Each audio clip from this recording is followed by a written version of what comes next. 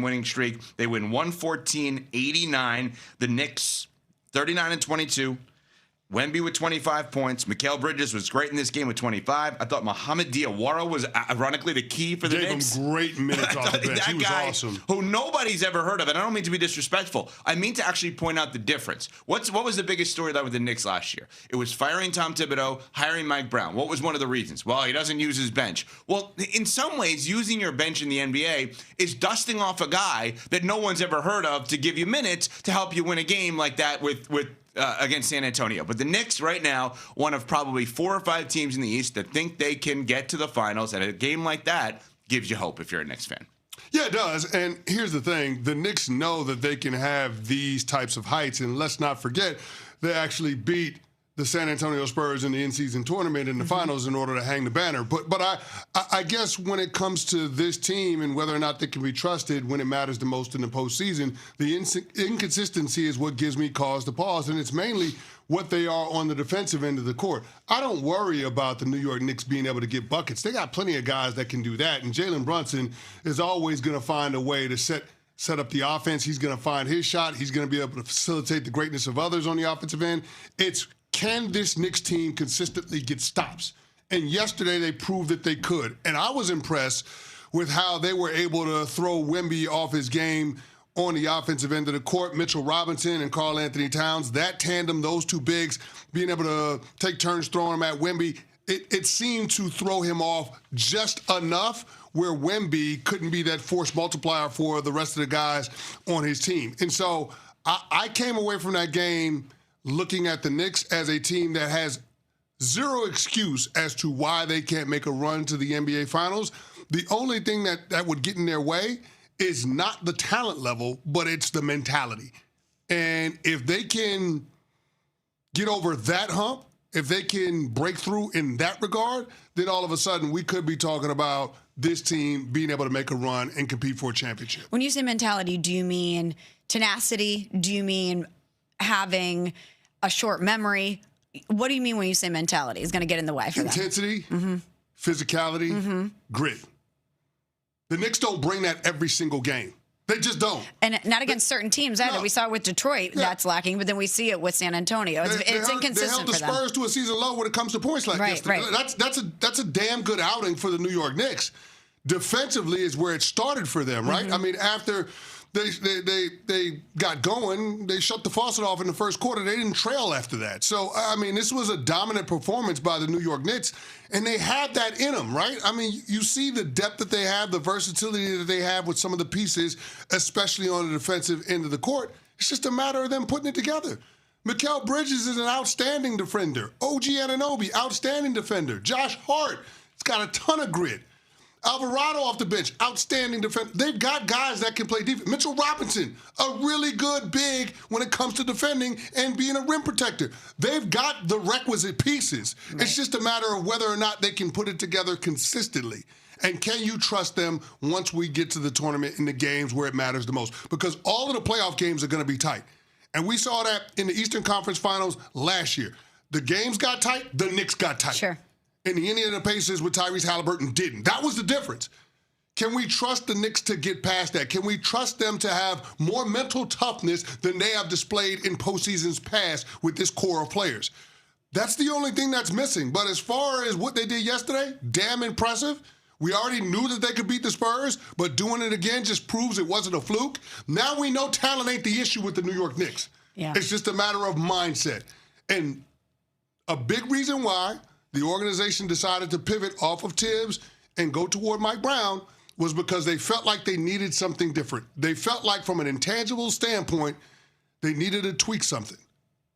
Well, yesterday, you looked at the results and you said, that's more of what we want. That's more of what we're expecting. Now we need to see you do it in the playoffs. That's why I wanted you to expand on that. As a champion yourself, you know what it takes. But when I'm watching this game yesterday with the Knicks and the Spurs, I'm like, okay, that's a data point that's going to give them confidence because they have been inconsistent. And I thought about the fact that as we're getting closer to the playoffs and the landscape of the NBA is taking shape in a significant way, the pressure on the Knicks is going to go through the roof. You fired Tibbs after having the most success than you've had in a quarter century because you need to get to and win an NBA Finals. And as we get closer to the playoffs, that is only going to intensify for the Knicks. You keep saying, Evan, does it even matter what they do in the regular season? No. This is a postseason team. Yeah. But we're getting closer to that. And because they've been inconsistent against some teams, Detroit, et cetera, when you play the hottest team in the NBA, a team that we are looking at and saying, maybe they are a year ahead of schedule, but when you watch the Spurs play, they look like a team that can compete for and win a championship, no question. And if you're the Knicks and you have a dominant win like that against a team coming in that had an 11-game winning streak, that gives you confidence moving forward, which I think is very vital for this team. I have a small critique of the Spurs very quickly. I want to watch a game and feel like they're forcing the ball to Wemby. And I don't watch the game and feel like they're forced. He's that good. He's that unstoppable. He's that dominant. I want to feel a couple of possessions like, he's not that open, but they're throwing him the ball. Like he is at that level for me where, and it's not like you don't have a room to throw him the ball. Just throw it high up. He'll get it. I just want to feel like every time you can get him the ball, you get him the ball. And I don't necessarily feel like that, which means they're playing the right way. But at some point, this separation between him being the best player in the league and everybody else on that team being really good needs to happen. I'm not saying he's the best player in the league. I'm saying he's going to be at some point soon. Well, yeah, I mean, he's in my opinion, the top 3 MVP candidate this year. But here's the thing. Yesterday, Wemby was bad. The turnovers, inexcusable, man. Like, you can't make certain mistakes. Like, you get a defensive rebound, and then you try to force the outlet pass. It ends up being a turnover, and then the Knicks end up scoring off of, an offensive rebound and that following the possession. Those types of things can't happen. Like, Wemby's got to be cleaner in terms of the basketball that he plays when teams decide that they're going to get physical with him. And that's the one thing that's missing from him. He's not a very... He's a tall guy, but he's slight of frame, so right. That's one of the things that he has to adjust to, and maybe this is a part of the maturation for him, the growing pains that he's got to go through. But yesterday, Wemby was not good, and as a result, his team struggled. But I don't want to discredit the New York Knicks because I think that they forced him into making those mistakes. Coming up. The sports which you saw on the ESPN app, ESPN Unlimited, where he came out to this song. One of 2 huge Chicago sports fans with a big moment. The other one, of course, Seth freaking Rollins. Can't trust lying Seth to Rollins. us as always. You cannot trust Seth Rollins, man. You just can't trust him. Anything. If Seth Rollins is on the injury report, treat it like Tom Brady being on the injury report back in the day. We have a lot to do here. Okay, we're gonna get to Small's jury duty. The latest with that, as you heard there. Okay, but you brought up the Seth Rollins thing. Elimination Chamber was great. Yeah. On Saturday night. But I need to clue people in. So the interview we did with Seth Rollins on Friday was complete. Friday? Was that when it was? Yes. When was it? Friday. Yeah, Friday. Friday. Because So I was out on jury duty. Okay. So I wasn't here for that, but I went back and watched it. So Seth is done. I thought you were protesting Seth. Oh, Chicago? Yeah. Green Bay? I thought it was just a protest, yeah. Yeah. Well, you also said he can't be trusted. And was I right or wrong? You're not wrong. But wait, so there was a moment, the interview's done, take people behind the scenes, and I feel like you said to him, what surgery did you have? And he answered immediately. So I think he is injured, but because he did not use his arms or his shoulder when he stomped out Logan Paul the other night. Well, then you're not injured, you're just hurt. Mm-hmm. I don't know what to think anymore with this guy. Here's the thing. If you're hurt, you can play. If you're injured, you can't. There you go. So clearly, he wasn't injured. But he answered the question. Even if he had the surgery, he clearly wasn't injured. He was just hurt. Because if he was injured, he wouldn't have had his ass out there on Saturday night. Mm-hmm. It was a great moment. And I said to my son as I'm watching it, because it was the second masked man that Seth Rollins and reveals the mask. I was like, that's Seth. Now I know. I've been around him so much. We've all been around. I'm like, that is Seth. All right, we will get back to that in a second. We have to. But Smalls, what's the latest with jury duty? You don't understand the process. You were called in twice, Thursday and Friday. Are you a juror? Are you not a juror? What is going on here, Smallsy?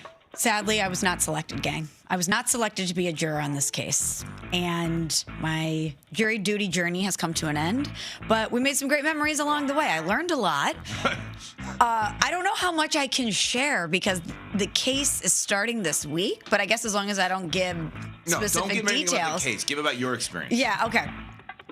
I'll say this. It's amazing. No, you know what? You haven't learned because you were about to give the information. No. I was just going to say what type of case it was. Can I do that? Okay, no, I can't do that. I'll say this. I went in there eyes open, ears open, ready to serve. So many people went in there and they were armed with reasons why they should not be jurors. I was like, they're armed going in Like one woman straight up said, "Do not pick me. I will be a hostile juror." Okay. And I respected the play. I was like, okay, you're being very honest. Because they say, be honest about your ability to serve. And she goes, don't pick me. And if you do, I'll be hostile. Another woman was like, I don't believe in the jury system. Don't pick me. I'll be a terrible juror.